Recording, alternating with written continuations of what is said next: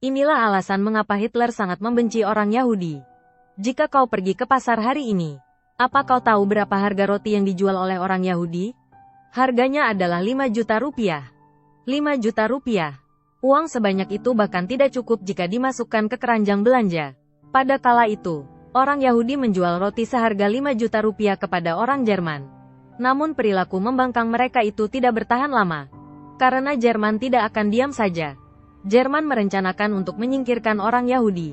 Pada tanggal 20 Januari tahun 1942, pemimpin yang bernama Heydrich, di bawah instruksi dari pemerintah, konferensi Wannsee yang juga dikenal sebagai konferensi mengakhiri orang Yahudi, Heydrich memanggil 14 orang dari Departemen Pemerintahan untuk merencanakan pembantaian orang Yahudi bersama-sama. Itulah penyebabnya, orang Yahudi hampir hilang dari muka bumi. Heydrich duduk di kursi konferensi. Di sebelah kanan adalah Kapten Gestapo, dan di sebelah kirinya adalah pemimpin Kementerian Kehakiman.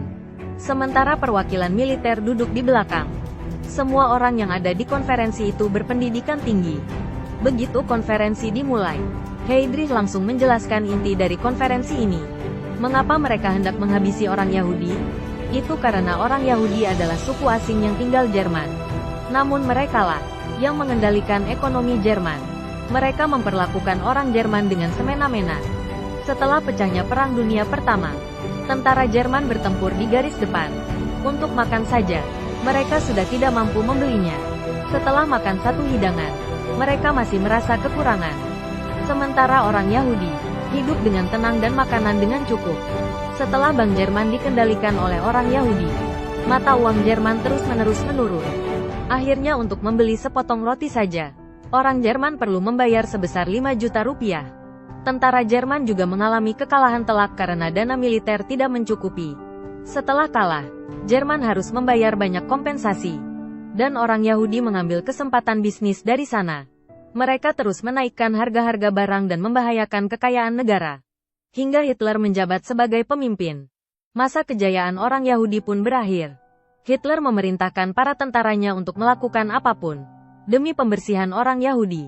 Jadi pada konferensi ini didiskusikan tentang bagaimana cara untuk menghilangkan orang Yahudi dari bumi. Hitler ingin orang-orang yang tak tahu diri itu benar-benar dihilangkan. Tujuan lainnya juga untuk mengembangkan benua Eropa.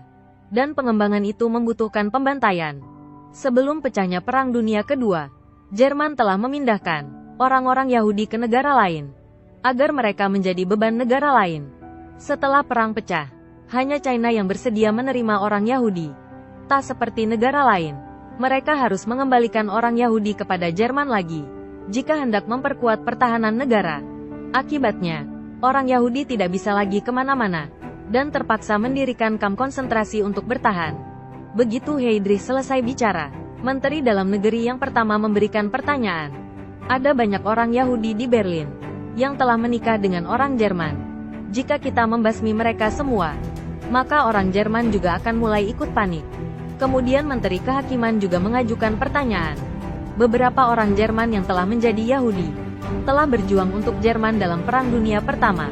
Mereka telah membuat pencapaian besar, dan mereka kini juga menjadi petugas pemerintahan di Jerman. Apakah mereka diperlakukan secara berbeda? Panglima Militer Polandia juga mengajukan pertanyaan. Orang-orang Yahudi di wilayah hukum Polandia bertambah setiap harinya, dan kami tidak punya cukup makanan untuk berbagi dengan mereka. Hal ini sangat sulit untuk kami hadapi. Setelah semua orang mengajukan pertanyaan mereka, Heydrich kemudian berkata, konferensi ini adalah untuk menyingkirkan semua orang Yahudi. Dengan begitu, semua masalah kita akan terpecahkan. Namun, kita membutuhkan kooperasi penuh dari semua departemen.